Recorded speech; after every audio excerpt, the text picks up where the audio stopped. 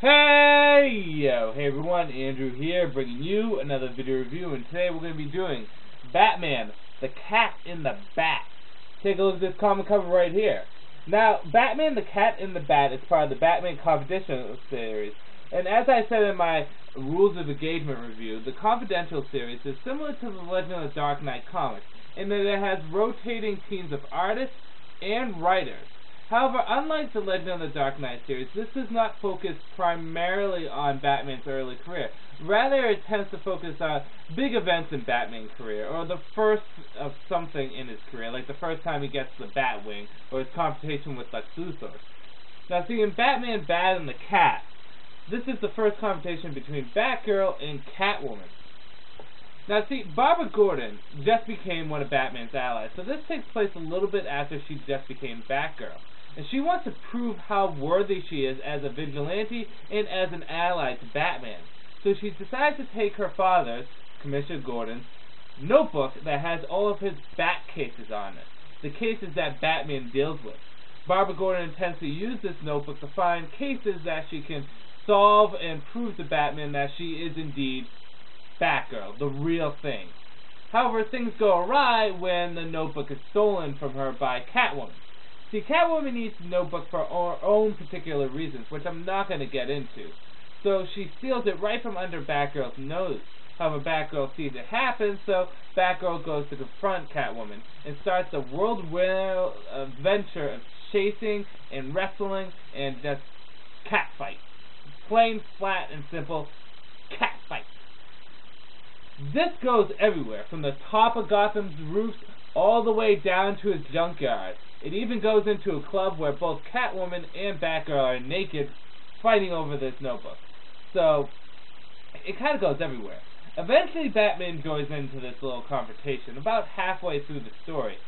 And he's a little curious exactly what's happening here. Eventually, Batgirl and Catwoman put their differences aside to work together for a bigger, greater purpose. That's the basic gist of the story, is that it's basically a cat fight between Catwoman and Batgirl. So with that said, let's just get into the book itself. Onto the good, the bad, and whether or not you should get it. Well, the good. First thing I like is that this story deals with Batgirl. Barbara Gordon in the Bronze, or the more of the modern continuity, didn't quite get as much exposure as she did in Silver Age. What you have to understand is Barbara Gordon was Batgirl for the Silver Age and the Bronze Age, but in Killing Joke she got shot and then she became Oracle. Now don't get me wrong, I love Barbara Gordon as Oracle, but just as much as I love her as Oracle, I also loved her as Batgirl. I still think she's the best Batgirl there is. So with that said, it's good to see a fun, quirky little Batgirl story. And it's great to match up with Catwoman. See, the dynamic between these two is really fun because they kind of dislike each other a lot, but they also have a grudging respect for each other. So it's great to see the dialogue between these two, and also the inner dialogue of the characters. I also enjoyed that this was a chase comic. Very rarely do I like chase movies or chase comics where they are running after each other or running from something, but I feel as though the story pulls off very nicely, as that they never stay in one place at one time. They're always jumping from one place to another. The best portrayal of this is definitely of Catwoman and Batgirl in particular. Batman is more of a supporting character than anything. You know, to tell you the truth, this really shouldn't be a Batman comic, but rather a Batgirl comic or a Catwoman comic. But it still falls into the Batman category. But he does play a supporting character. It's really just the quirky cuteness of Batgirl and the femme fatale and the you know, absolute dangerousness of Catwoman that really makes this story fun. The art, for the most part, is good. It's not the best art out there, but it gets the job done. And, you know, you're not really going to have a gritty art when you're going to have a story like this. It's a very lighthearted story, which is good. Bad. Well, like I said before, as much as this is great having Catwoman and Batgirl being the focus, if it's going to be a Batman title, not Batgirl or Catwoman, but a Batman title, I would like to see a little bit more Batman in there.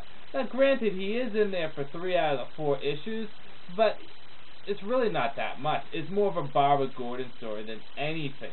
And maybe a little bit of a Selena Kyle story, but more of a Barbara Gordon than anything. So it could have definitely had more Batman. Even if he was in the shadows a bit, it would have just been good if he was in there too. But that's about the only downside I can really say about this story.